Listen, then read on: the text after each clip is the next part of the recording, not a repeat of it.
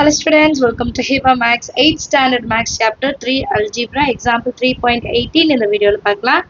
Factorize 4x square into y plus 8xy. கொடுத்திருக்க டேர்மை நான் ஃபேக்டரைஸ் பண்ணி எழுதணும். ஃபேக்டரைஸ் தான் என்ன?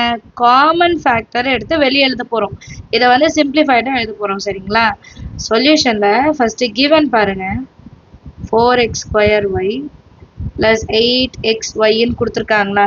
இப்போ இதை நான் ஃபேக்டரைஸ் பண்ணுறேன்னு வைங்களேன். ஃபஸ்ட்டு நான் என்ன பண்ணுவோம், இதில் காமனாக ஏதாவது இருக்கா, ஒரே மாதிரி வேல்யூஸ் இருக்கா பார்க்கணும். ஸோ அது பார்க்குறதுக்கு நான் இதை கொஞ்சம் ஸ்ப்ளிட் பண்ணி எழுதுறேன். 4 இன்ட்டு எக்ஸ் ஸ்கொயர்னா x into x into y plus 8 எப்படி எழுத போகிறேன்னா 4 இன்ட்டு 2ன்னு எழுதுறேன். இது ஃபஸ்ட்டு டேர்மு, இது செகண்ட் டேர்மு. 8 எப்படி எழுதுறேன்? 4 into 2 into x into y. இப்போ எழுதியாச்சா? இதுக்கப்புறம் இதில் காமனாக வர்றதெல்லாம் பாருங்கள், 4 இருக்குது, இங்கேயும் 4 இருக்குது. ஸோ 4 எழுதிக்கலாம். இங்கே ஒரு எக்ஸ் இருக்குது, இங்கேயும் ஒரே ஒரு எக்ஸ் இருக்குது. ஸோ ஒரு எக்ஸ் எழுதிக்கலாம். இதில் ஒரு ஒய் இருக்குது, இதுலேயும் ஒரு ஒய் இருக்குது, ஒய் எழுதிக்கலாம். காமனாக வர்றதெல்லாம் வெளியே எடுத்து எழுதியாச்சு.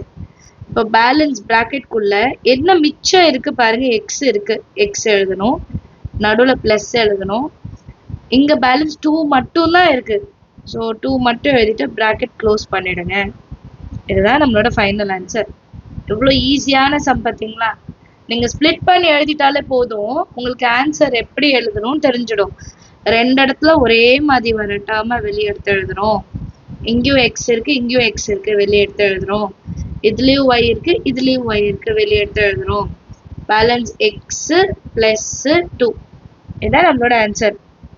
Understand Agda? Thank you so much for watching.